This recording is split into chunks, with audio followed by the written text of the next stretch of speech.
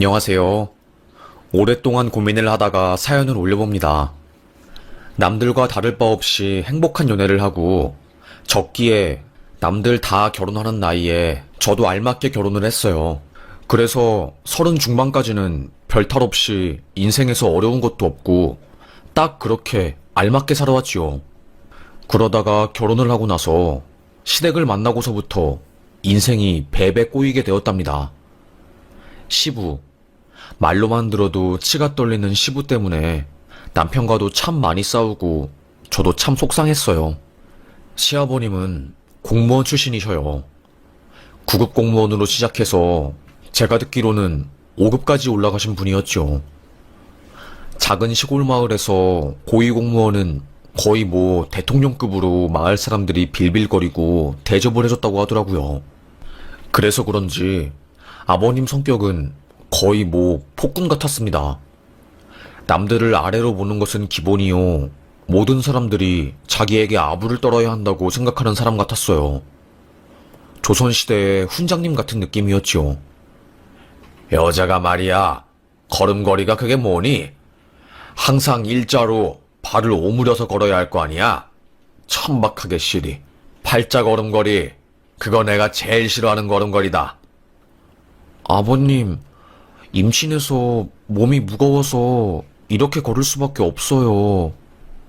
에헤이, 핑계대는 게 제일 꼴보기 싫어. 또 그놈의 임신. 임신이 대수도 아니고 뭐 그리 핑계가 많은지? 에이 참. 할 말이 없었습니다.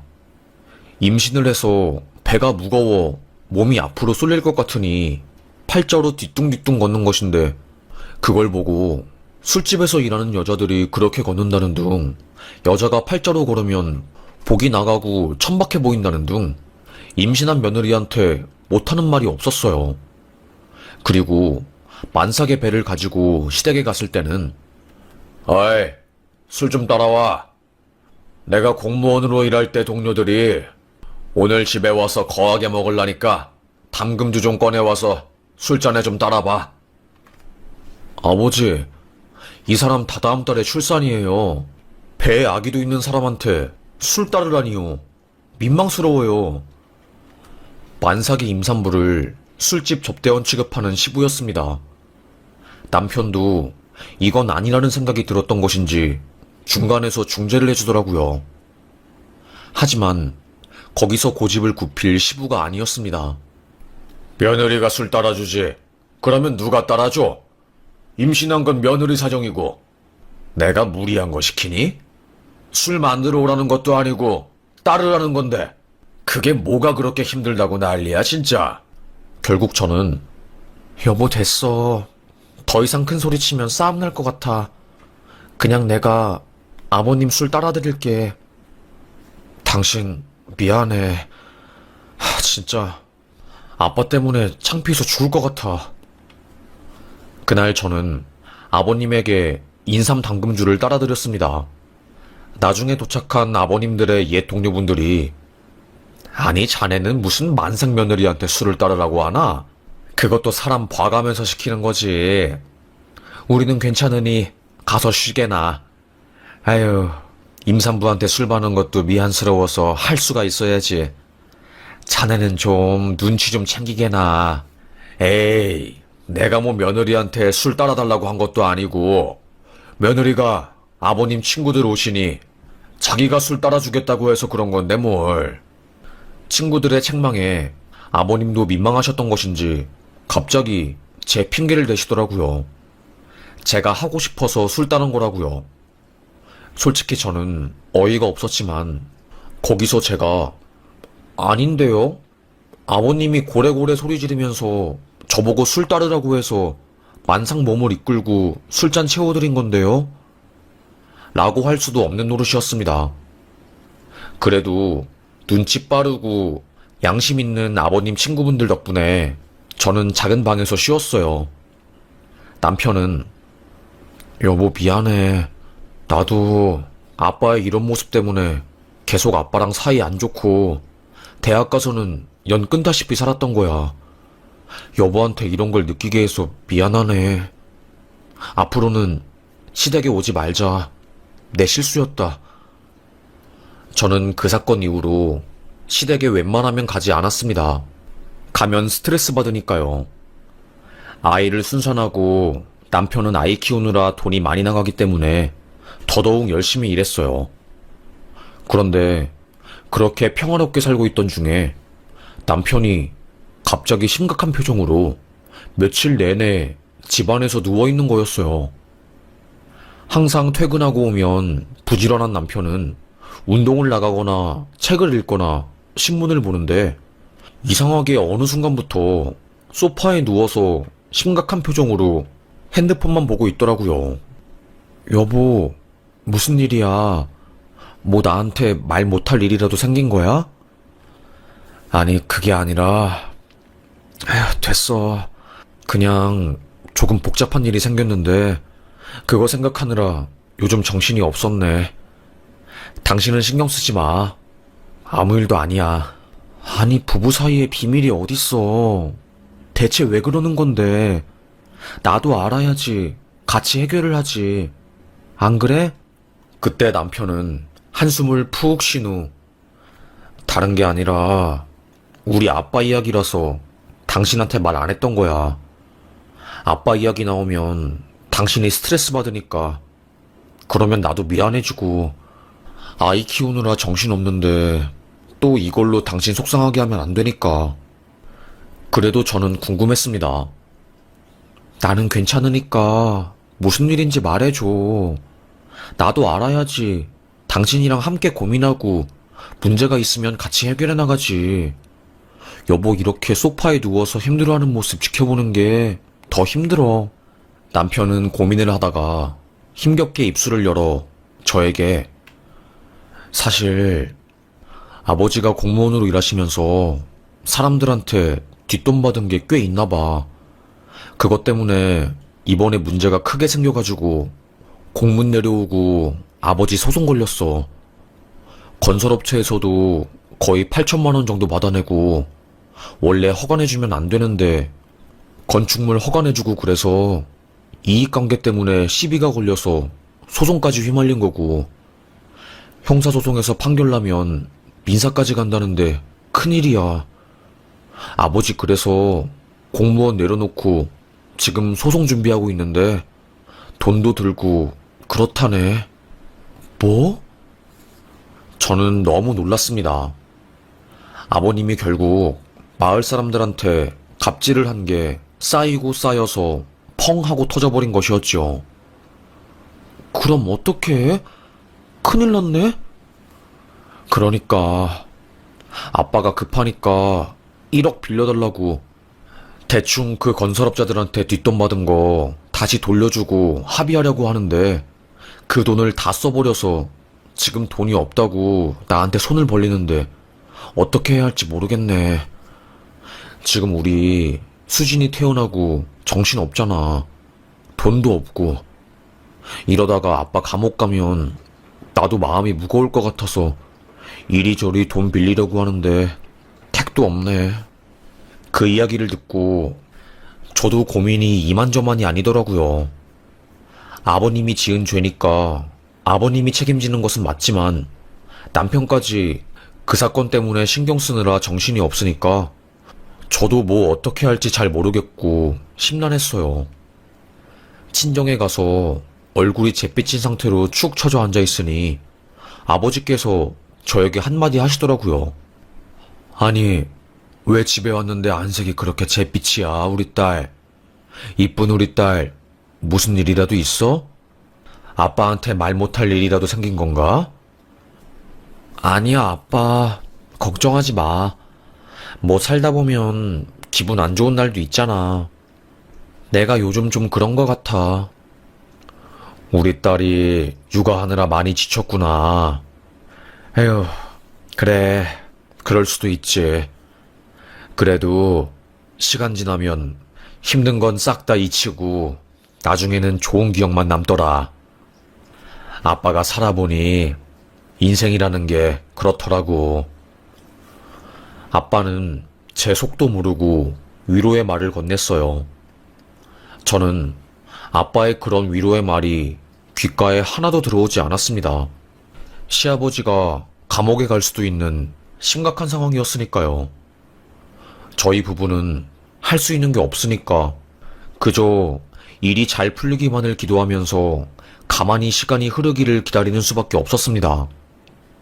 그런데 세상에 몇 개월 뒤 남편이 이상하게 아침마다 출근을 늦게 하더라고요. 여보, 오늘 9시까지 가야 하는 거 아니야? 이렇게 늦게 나가도 돼? 아, 오늘 출근 늦게 하는 날이야. 걱정하지 마. 그런데 기분이 이상하더라고요. 늦게 출근하는 것도 하루 이틀이지. 맨날 집에서 10시, 11시에 나가니까 슬슬 남편이 수상했습니다. 여보, 나 출근하고 올게. 수진이 잘 돌보고 있어? 알겠어. 잘 갔다 와. 남편이 출근을 한다고 나간 그때 저는 남편의 뒤를 밟았습니다. 그날 도우미 아주머니께서 아이를 돌봐주러 오시는 날이었고 1시간만 아이를 아주머니께 맡기고 남편을 따라 나섰지요. 역삼역으로 가야 할 남편은 지하철을 타지 않고 집 근처에 있는 공원 벤치에 눕는 겁니다. 그리고서는 넥타이를 풀어헤치고 편의점에서 산 삼각김밥을 우걱우걱 먹더라고요. 아니, 이 사람이 왜 출근을 안 하고 공원에서 삼각김밥을 먹고 있어? 뭐야? 기분이 쎄했습니다. 뭔가 일이 잘못되어 가는 것을 직감적으로 느꼈어요. 삼각김밥을 다 먹은 남편은 그 옆에 있는 구립도서관에 들어가서 책을 읽더라고요. 저는 느낄 수 있었죠. 이 사람 실직했나? 회사에서 잘렸나? 라고요. 다시 집에 들어간 저는 심란한 마음을 숨길 수 없었습니다. 도우미 아주머니께서 사모님, 무슨 일 있어요? 왜 그렇게 표정이 안 좋아요? 그러게요. 무슨 일이 생긴 것 같네요. 도우미 아주머니는 무슨 일인지는 모르겠지만 너무 표정이 안 좋아 보이셔서 걱정되네요. 수진이는 오늘 저랑 잘 놀았어요. 애가 순해서 저도 돌보기 쉬운 것 같아요. 모쪼록 사모님, 근심 걱정되는 일들은 잘 해결되길 바라요. 그렇게 도우미 아주머니까지 집에서 나가시고 저는 집에 아이와 함께 둘이 남아 있었어요. 시간이 지나서 저녁이 되었을 때 남편이 집에 들어왔습니다. 여보, 나왔어. 아, 오늘 일이 정말 많아서 힘들었네. 정신 하나도 없었다니까. 저는 속으로 뻥치지 마.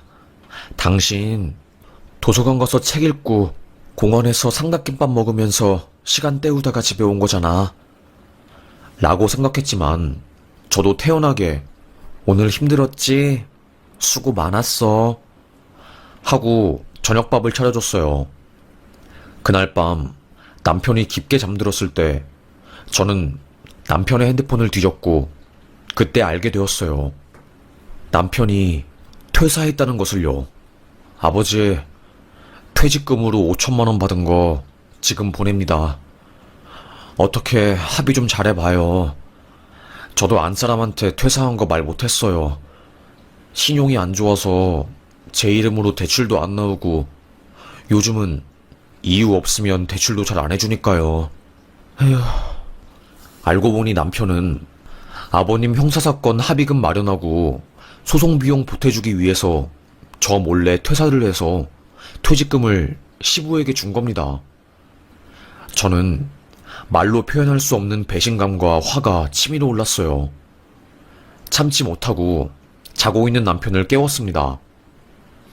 당신, 이거 어떻게 된 일이야?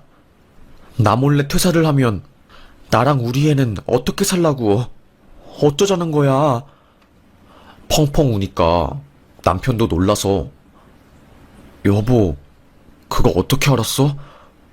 뭐야? 무척이나 당황하더라고요. 저는 다 말했죠. 요즘 당신이 늦게 출근해서 수상한 마음에 뒤를 따라가 봤다. 그래서 다 알게 되었다. 문자도 확인했다. 라고 하면서요. 남편은 식은땀을 삐질삐질 흘리면서 미안해. 나도 대책 없지. 금방 이직할 수 있을 줄 알았는데 그것도 힘들고. 그래서 남편이 요 몇 달간 생활비를 못 준 거였어요. 당장 다음 달이면 제가 모은 돈도 다 떨어져서 애기 분유 살 돈도 없으니 저는 발등에 불이 떨어졌습니다. 결국 아빠한테 모든 것을 말하고 손을 뻗었습니다. 항상 나의 편.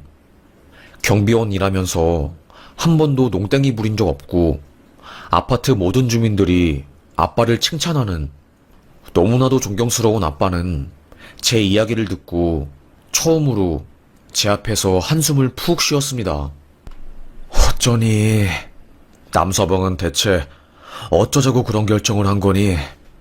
부부끼리 의논도 없이 수진이 당장 분유값 나올 것도 없잖니.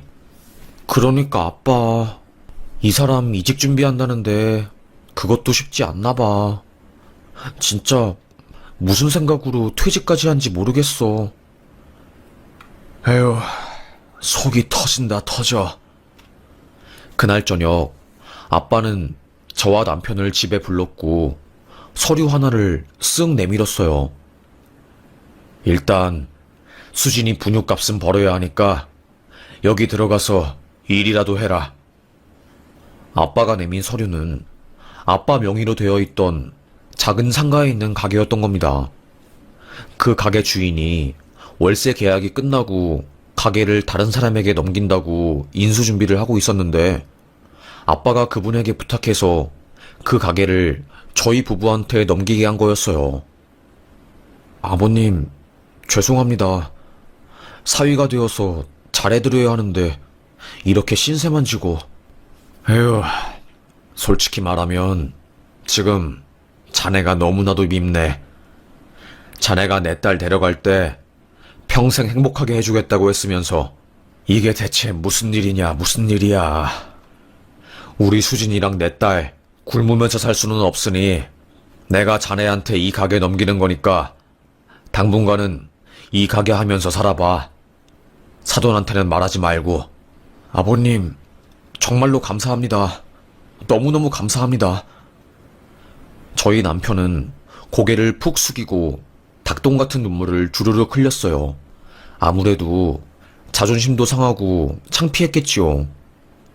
여튼 그렇게 아빠의 도움으로 인해서 남편은 다시 일을 할 수 있게 되었고 시댁에도 일자리 구했다고 적금 털어서 가게 하나 구해서 일하고 있다고 말했다고 하더라고요. 아버님도 우리 아들은 역시 어디서든 살아남는다고 아주 진실도 모르고 자랑스러워했고요.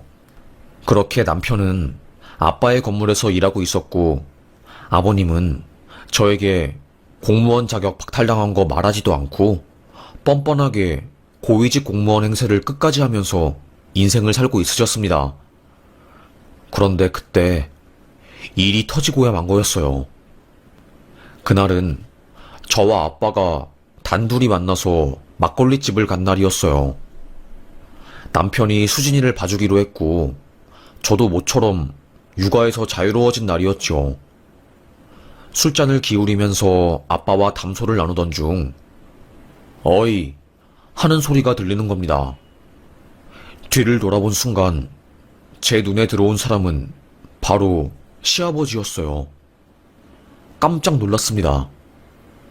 술에 떡이 되어가지고 시아버님은 제 옆으로 쑥 앉더라고요. 아버님, 아니 여기는 어떻게 오셨어요? 뭘 어떻게 오긴 어떻게 와.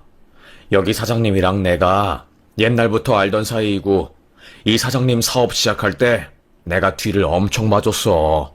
고위 공무원이니까. 하하하하. 아버님의 존재가 너무너무 불편했습니다. 마치 가시방석에 앉은 것 같은 기분이었어요. 아버님은 술에 취해서 할 말 못할 말 구분을 못하고 아주 망언을 쏟아부었습니다. 아니 사돈은 경비원으로 일하신 지 얼마나 되었습니까? 저는 퇴직하고 나서 바로 일구해서 꽤 되었지요. 제가 집에 가만히 있는 성격이 아니라서 그래도 주민들이랑 인사 나누고 화단 가꾸고 소통하는 경비 일이 참 잘 맞더라고요. 다행히 제가 운이 좋아서 주민들 모두 따뜻한 분들이라서 일하는 것도 편하고요. 아빠의 말을 들은 시부는 비웃듯이 실소를 터뜨렸고 아빠는 물음표 가득한 표정을 지으며 시부를 쳐다보았어요. 뭐 말이 좋아 경비원이지. 그거 그냥 집 지키는 개 아닙니까?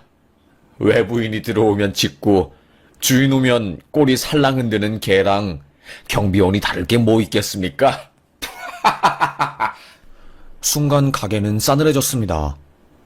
어찌나 큰 소리로 그 말을 한지 가게 안에 있는 직원들과 손님들이 전부 시부를 쳐다보았고 우리 아빠는 큰 충격을 받은 듯한 표정으로 사돈을 째려보았어요. 아이고 무서워라.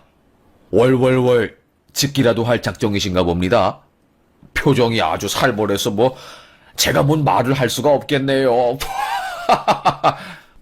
아빠는 화가 나서 사돈 말이 좀 심하네요. 월월월. 술에 취한 시아버지는 개 흉내를 내면서 끝까지 아빠를 약올렸고 저는 참을 수 없어서 아버님 지금 뭐 하시는 거예요? 아무리 아버님이 술 드셨다고 해도 그렇지 선은 지켜야 할 거 아니에요. 대체 이게 뭐냐고요? 이건 아니죠 아버님. 우리 아빠가 만만하세요? 경비원이라는 직업 그렇게 무시해도 되는 직업 아니에요. 제가 큰 소리를 치자 가게 안이 시끄러워졌고 직원들이 와서 말렸어요. 시부를 끌고 나갔고 저는 서러움에 갑자기 감정이 북받쳐서 펑펑 울고야 말았지요. 아빠, 나 이혼할 거야. 이딴 집안에서 못 살아. 어떻게 아빠를 그렇게 무시할 수 있어? 나 진짜 아빠 마음에 상처 준 시부 절대로 용서 못해. 아빠는 눈을 질끈 감고 일단 집으로 가자 하고 저의 손을 잡고 택시를 탔습니다. 택시 안에 흐르는 적막감. 아빠는 꽤나 충격을 받으셨던 것인지 입술이 미세하게 파르르 떨렸어요. 그걸 지켜보고 있는 저도 마음이 찢어질 듯이 아팠지요. 아빠는 그 말로 인해서 충격으로 우울증 약까지 먹으시고 한동안 무기력증에 빠져서 아무것도 할 수 없으셨어요. 저는 집에 가자마자 남편한테 당신 아버님 해도 해도 너무한 거 아니야? 당신이 지금 일하는 거 우리 아빠 덕이라고 하면 당신 아버님이 뭐라고 할까? 시부가 우리 아빠한테 뭐라고 한지 알아? 경비원 일하는 거 그거 그냥 집 지키는 개 아니냐고 하더라고. 이게 말이 돼? 진짜 화딱지 나서 미칠 것 같아. 나 이대로는 못 살아. 내가 참는 것도 한두 번이지 이렇게는 못 산다고. 몇 년 동안 시부한테 들었던 막말들, 만삭에 술 따르던 일 등등 모든 게 쌓여서 결국 팍 하고 터져버렸습니다. 저는 참을 수 없는 브레이크가 고장난 폭주기관차 같았어요. 남편에 대한 불만도 터지고 말았지요. 당신이 나 몰래 퇴직해서 그 퇴직금으로 아버님 고소비용 된 거 그것도 불만이야. 속 터져. 내 친구들이 그 이야기 듣고 당신이랑 이혼 안 하고 대체 그동안 뭐 했니? 어쩔 거야? 아까운 내 인생 어쩔 거냐고. 아이 참, 왜 옛날 이야기까지 들먹이고 그래. 내가 미안하다고. 미안해. 왜 또. 남편은 제가 상처받은 그 일을 그저 옛날 이야기 취급할 뿐이었어요. 제가 예민하다고 너무 감정적이라고 하면서 가스라이팅을 하더라고요. 오히려 제가 잘못하고 신경이 더러운 여자 취급하는데 저도 참을 수 없었습니다. 됐고 이혼해. 지긋지긋하다. 참고 사는 것도 한두 번이지 나 정말로 할 만큼 했어. 당신 퇴직하고 나서 돈 못 벌 때 당신 자존심 상할까봐 아빠한테 부탁해서 일자리 마련해줬고, 며느리가 아버님 실직하고 소송에 휘말린 거 알면 기분 안 좋을까봐 시아버님한테도 끝까지 모른 척했어. 그런데 돌아오는 거는 우리 아빠에 대한 모욕. 나 이제는 더 이상 못 참겠다. 힘들어. 너무 힘들어. 사는 게 힘들어. 수진이 데리고 갈 테니까 알아서 해. 그리고 이혼할 거니까 그렇게 알고 있어. 저는 애를 데리고 친정으로 갔습니다.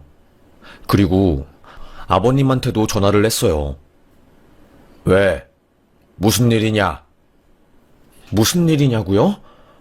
아버님, 우리 아빠한테 사과 안 하세요? 뭐 또?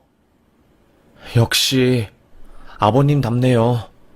저 이제 더 이상 참고는 못 살겠습니다. 썩어 빠진 공무원 아버님, 제가 모를 줄 알았죠? 아버님, 뒷돈 받았다가 딱 걸려서 공문 내려와서 공무원 잘리고 소송 준비 중이신 거. 뭐라고? 너 지금 뭐라고 했어? 누가 그래? 누가 나보고 잘렸대? 잘린 게 아니라 내가 그만둔 거야. 더러워서. 그게 그거죠. 아버님, 인생 그렇게 살지 마세요. 아버님 소송할 때 돈 없어서 아들한테 돈 빌렸잖아요. 그 돈 어디서 나온지 아세요? 본인 인생 위해서 아들이 잘 다니던 직장도 그만두게 만들고 돈 못 벌어서 우리 아빠 돈까지 아버님한테 보내드린 거예요. 그리고 제가 사실 하나 말해드리자면 아드님 다른 직장에 취업한 게 아니라 우리 아빠 건물 가게에 들어가서 장사하고 있는 거예요. 알지도 못하면서 우리 아빠 경비원이라고 무시하시고 제가 그래서 어이가 없는 거예요. 너 뭐라고 했어? 어? 아버님은 불같이 화를 냈습니다. 어디서 며느리 주제에 바락바락 기어오르냐고 하면서 또 조선시대 훈장님처럼 소리를 빡 지르더라고요. 저는 전화를 탁 끊어버렸습니다. 그리고 3시간 뒤 갑자기 저희 친정집 문에서 쾅쾅쾅 소리가 났어요. 놀란 저는 인터폰을 열어서 밖에 서 있는 사람 얼굴을 보았고 그 사람은 바로 시아버지였습니다. 문 열어. 당신 딸 교육을 어떻게 시켰길래 시아버지한테 며느리가 전화해서 바락바락 소리 지르고 따지고 기어올라? 어? 나와. 바깥 사돈 나오라고. 아버님은 미친 사람 같았습니다.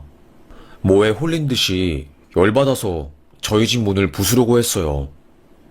저는 인터폰에 있는 그 장면들을 전부 다 찍었어요. 그리고 경찰에 전화를 했죠. 괴한이 저희 집에 들어오려고 난리치는데 빨리 와서 체포해주세요. 안에 어린아이가 있어서 위급합니다. 경찰이 오기 전에 옆집에서 아파트 보안요원을 불렀고 시부는 보안요원에 의해서 제지되었어요. 얼마 지나지 않아서 바로 경찰이 집에 찾아왔고 그제서야 아빠와 저는 집 문을 열어주었습니다. 아빠는 경찰에게 이 사람이 제 사돈 되는 사람입니다. 딸은 지금 사위랑 이혼 소송 중이고요. 밖에서 소리 지르면서 욕하고 대문을 찌그러뜨렸으니 모욕죄랑 재물손상죄로 고소하겠습니다. 그때 시부는 소리를 바락바락 지르면서 당신 미쳤어? 어디서 경비원 주제에 고위 공무원한테 소송을 걸어? 어? 아빠는 피식 웃으면서 시부의 얼굴에 종이를 팍 던졌어요. 이게 뭔지 아시오? 내가 당신 아들한테 내어준 가게예요. 이 작은 상가 명의가 내 명의로 되어 있어. 고위직 공무원인데 돈 없어서 뇌물 받고 지역사회 개판낸 쓰레기 주제에 경비원 무시하는 거요? 그렇게 잘난 공무원인데 왜 경비원보다 돈이 없고 아들한테 돈 빌려달라고 빌빌거려서 내 딸 가정 파탄낸 거요? 내가 알기로는 형사랑 민사소송당해서 법원에 출석하고 난리친 걸로 알고 있는데, 아빠가 그 말을 하니까 시부는 창피했던 것인지 더 고래고래 떼를 쓰더라고요. 경찰은 이렇게 계속 소리 지르시고 저희한테 난리치시면 업무방해죄로 벌 받으십니다. 결국 아버님은 경찰서로 끌려가게 되었고, 거기서 우리 아빠는 고소장을 썼어요. 아버님은 결국 자기 무덤을 자기가 판 꼴이 되어버린 거였습니다.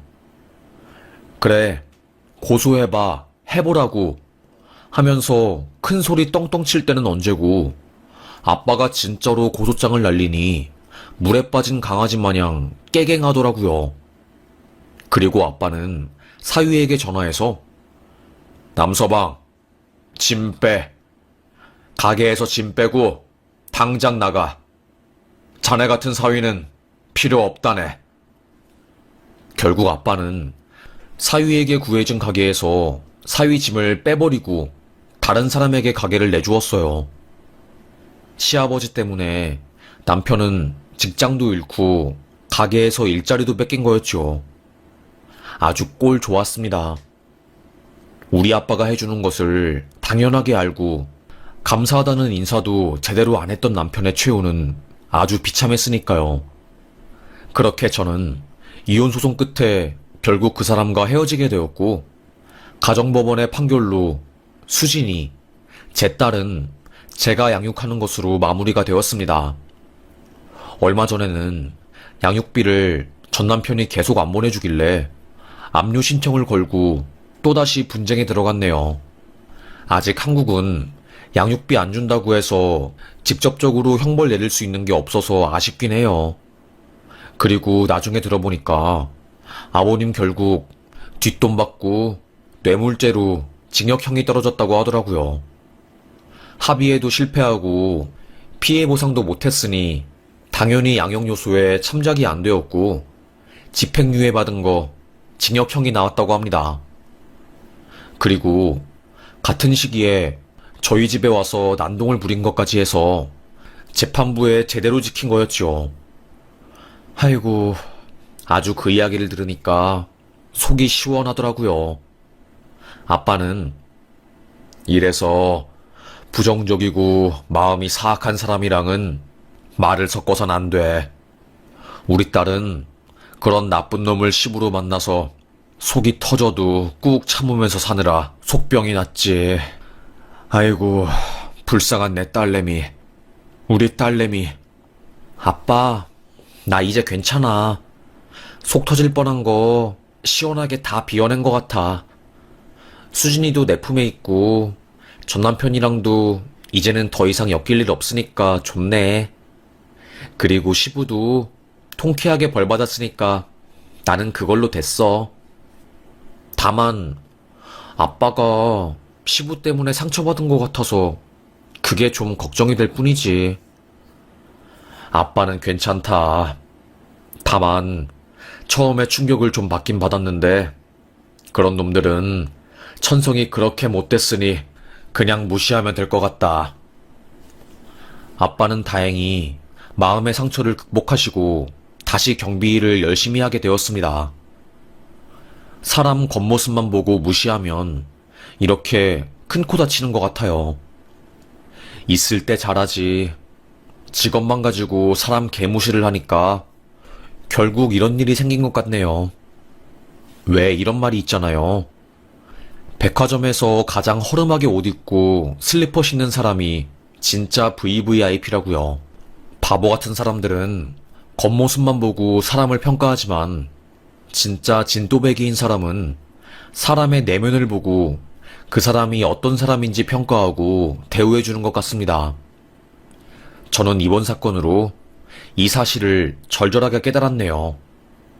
겉으로 보기에는 5급 공무원의 잘 나가는 고위직 사람인 것처럼 보이는 저희 시부는 알고 보니 아무것도 없는 빈 깡통 인생에 각종 소송에 휘말려서 힘들게 하루하루 사는 사람이었으니 말이죠. 반면에 경비일하는 우리 아빠는 주민들한테 칭찬받고 착실하게 돈 모아서 작은 상가도 마련하시고 내실 있는 인생을 사셨으니까요. 그렇게 시부가 결국 벌을 받고 전 남편도 결국에는 못된 행동을 한 대가를 받은 것 같아서 마음이 가볍습니다. 만약에 이혼하지 않고 참고 살았다면 저는 속에서 병이 나서 지금쯤 쓰러졌을 거예요. 이 사람이랑 결혼한 게 제 인생 최대의 실수였고, 이 사람이랑 이혼해서 시부랑 연을 끊은 게 제 인생에서 가장 잘한 일이 된 것 같습니다. 그리고 무엇보다 가장 좋은 것은 아빠와 한 집에서 살게 된 거네요. 친정집에 다시 들어가면서 제 마음도 편안해졌습니다. 동창들도 야, 니 그 지긋지긋한 시댁에서 빠져나오길 잘했다. 우리가 들어도 만삭 며느리한테 술 따르라고 소리 지른 아버님 정상 아니야.